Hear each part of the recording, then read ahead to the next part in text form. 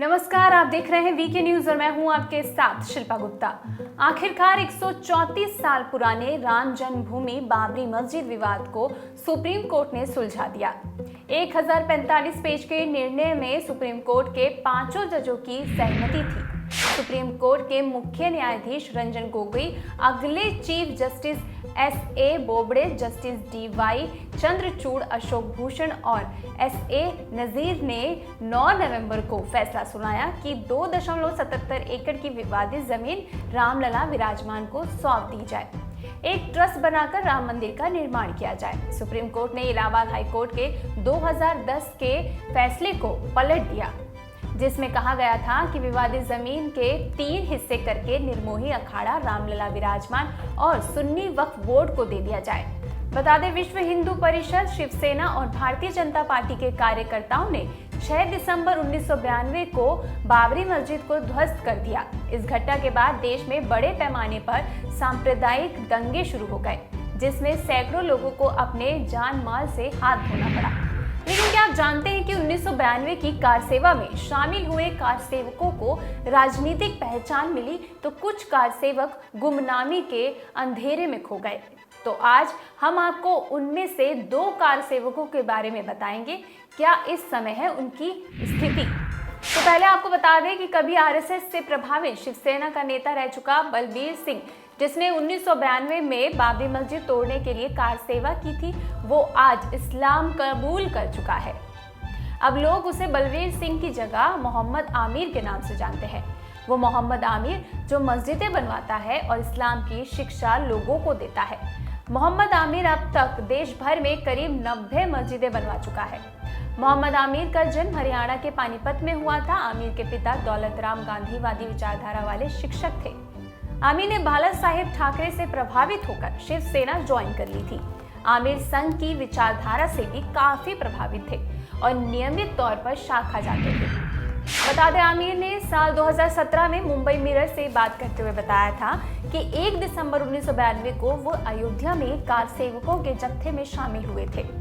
बतौर आमिर वो बाबरी मस्जिद तोड़ने के लिए गुंबद पर चढ़ने वाला पहला शख्स था। उसने कुदाल से गुंबद पर कई वार किए थे। आमिर ने उस दिन की घटना को याद करते हुए बताया था कि उन लोगों को डर था कि मस्जिद के पास भारी मात्रा में सुरक्षा होगी, लेकिन वहां के हालात देख कार सेवकों का उत्साह बढ़ गया और सब ने हमला बोल दिया।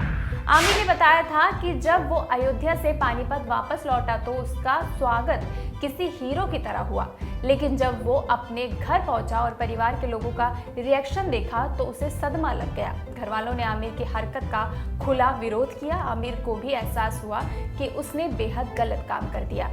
आमिर ने बताया कि एक राजपूत होने के नाते मुझे एहसास हुआ कि मैंने कानून को हाथ में लेकर कुछ गलत कर दिया है।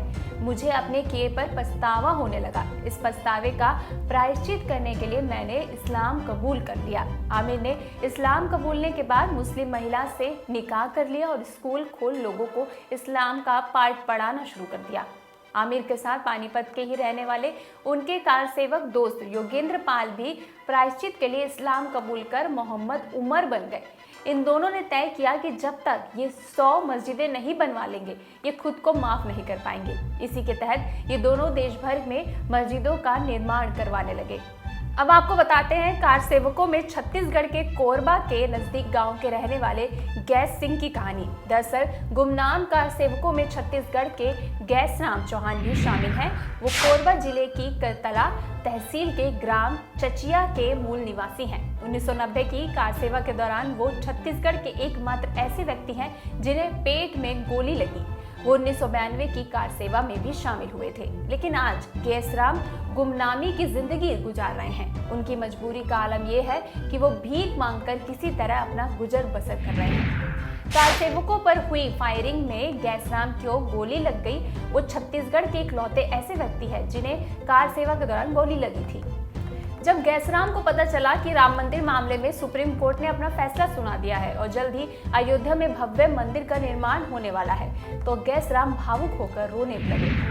गैसराम ने बातचीत के दौरान अपने अतीत के बारे में बताया कि उनके पिता एक किसान थे। उनके पिता की मौत के बाद भाइयों ने संपत्ति हड़प ली और उन्हें इससे बेदखल कर दिया। इसके बाद गैसराम ने धर्म और समाज के लिए अपने जीवन को समर्पित करने का फैसला किया और कार सेवक बन गए। कार सेवा के दौरान पेट में लगी गोली से उनका शरीर बिल्कुल कमजोर हो गया था।